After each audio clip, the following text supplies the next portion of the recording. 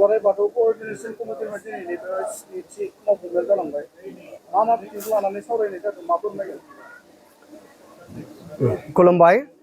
दिनै दुलाराय बाथौ नांजाब आफादनि बे स्निथि मावफुं मेल। बे स्निथि मावफुं मेलाव जोंनि बाथौ नांजाब आफादाव थानाय गोबां गुबुन गुबुन बाथौ आफादफोरा बेवहाय मैखोमै बाहागो लादों।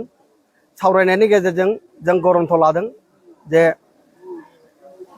बर'नि सुबुं सानखो लोगोसे जोंनि बर' सुबुं फोलेरनि न'खरानो जा जोंनि सुबुङानो जा जोंहा जेसेबां रोखोमनि जोंनाव दं गैया रोखोमै जोङो मिथिनो थाखाय आरो मोननो थाखाय जोङो बि डाइस मुंनि मोनसे जों एप्स खुलिनानै जोंनि सुबुं सानखो बे फारिखौ जों मावफुंनो थाखाय दिनै थियारि जाबाय।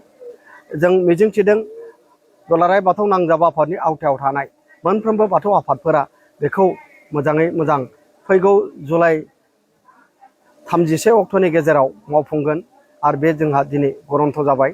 आरो बे लेखानो जों सानदों बे जोंनि बिदाइस मथे जोंनि सुबुं सानख'नाय खामानिया मोजां मोजां जाफुङोब्ला थारैनो बे जोंनि गासै बर' हारिनिनो मोनसे दौलत जागोन आरो जों बेखौ फोथायदों। जोंनि बर' समाजाव नुनो मोनो बे बिथिङावहाय बांद्राय कनसियास जानायखौ नुनो मोना। बेबायदि रायजो राजाफोरखौ मा खालामनो सानदों?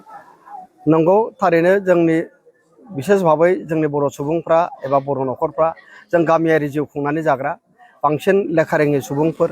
अदेबानि जोंनि जायफोर गोरों गोराफोर दङ, मेगन गुनुफोर दङ, बिथांमोननि जोथोनाव जोंनि बे गामि गफायाव थानाय लेखा रोङै जोंनि गासैबो बर' फोलेरा दिनै जोंनि बे एप्सनि गेजेरजों जों सानना लादों बेयो मोनसे जोंनि दानि आथिखालनि मुगायाव फेर फाथिनो हानाय बे मोनसे जोंनि हाबाफारि जागोन। आरो बे जाफुङोब्ला जों थारैनो जोंनि जि मोनसे दुलाराय बाथौ गौथुमनि नाजानायजों दिनै जोंनि गासै दुलाराय बाथौ नांजाब आफाद आवथायाव थानाय गासै बाथौ आफादफोरा जेरै ज' जानानै जों जि खामानिखौ मावदों थारैनो जों सानदों बे सानसे नङा सानसे जाफुंगोन आरो बे जाफुंनायनि बे लामायाव सफैबाय।